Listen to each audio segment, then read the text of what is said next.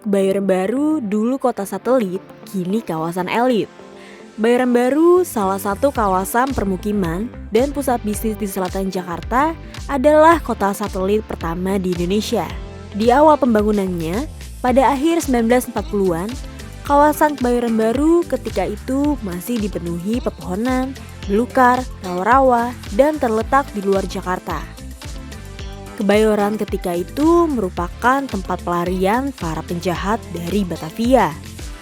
Lokasinya berjarak sekitar 4,5 km dari batas selatan ibu kota Jakarta, kini di sekitar Duku Atas, di dekat stasiun KRL Sudirman. Awalnya, proyek kota satelit Kebayoran Baru disiapkan oleh pemerintah kolonial Belanda pada tahun 1948. Lalu dilanjutkan oleh pemerintah Indonesia. Dibangun di atas lahan sekitar 730 hektar, Kebayoran Baru dirancang sebagai kota terencana berfasilitas lengkap, mulai perumahan, pendidikan, tempat hiburan, taman, hingga kompleks perkuburan. Saat itu, kota Jakarta kekurangan lahan untuk perumahan rakyat. Proyek pembangunan ini dibidani oleh perusahaan Belanda bernama Yayasan Pemugaran Pusat atau Central Stichting Wederhoofdbouw yang lebih dikenal dengan CSW, yang lokasi kantornya sekarang berada di Sekretariat ASEAN sampai ke Wali Kota Jakarta Selatan. Dengan hengkangnya Belanda dari bumi Indonesia, maka pembangunan kota satelit Kebayoran Baru ditangani Kementerian Pekerjaan Umum. Dalam konsepnya, kota satelit pertama di Indonesia itu dibuat dengan sistem blok, dari blok A hingga blok S.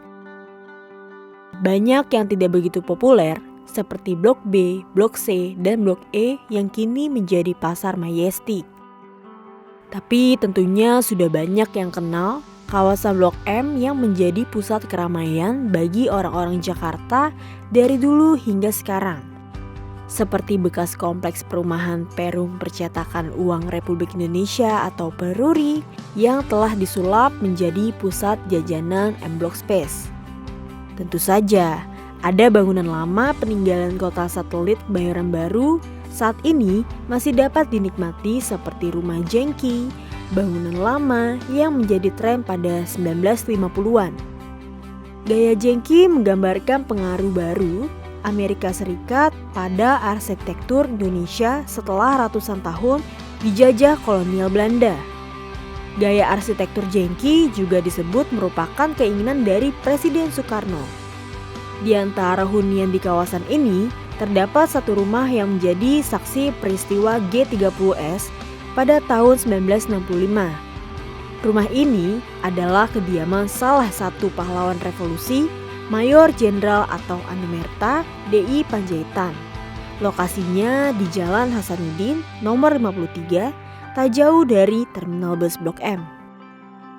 Jejak masa lalu Kebayoran Baru juga dapat dilihat dari sebuah bangunan yang salah satu sisinya kini menjadi rumah makan ayam cepat saji asal Amerika Serikat di Jalan Melawai. Salah satu lokasi yang diminati oleh anak muda untuk berkumpul di waktu senggang seperti restoran atau kafe, tentunya dengan tetap mempertahankan bentuk asli bangunan. Kawasan M Block sendiri kini masih menjadi pusat tongkrongan anak muda Jakarta setelah sebelumnya kawasan Cikini sempat menjadi pusat tongkrong anak muda di tahun 1950-an sampai 1960-an. Blok M lalu berkembang menjadi kawasan hiburan dengan berbagai tempat makan, pusat perbelanjaan, dan tempat hiburan. Sehingga tak mengherankan jika kawasan ini selalu ramai.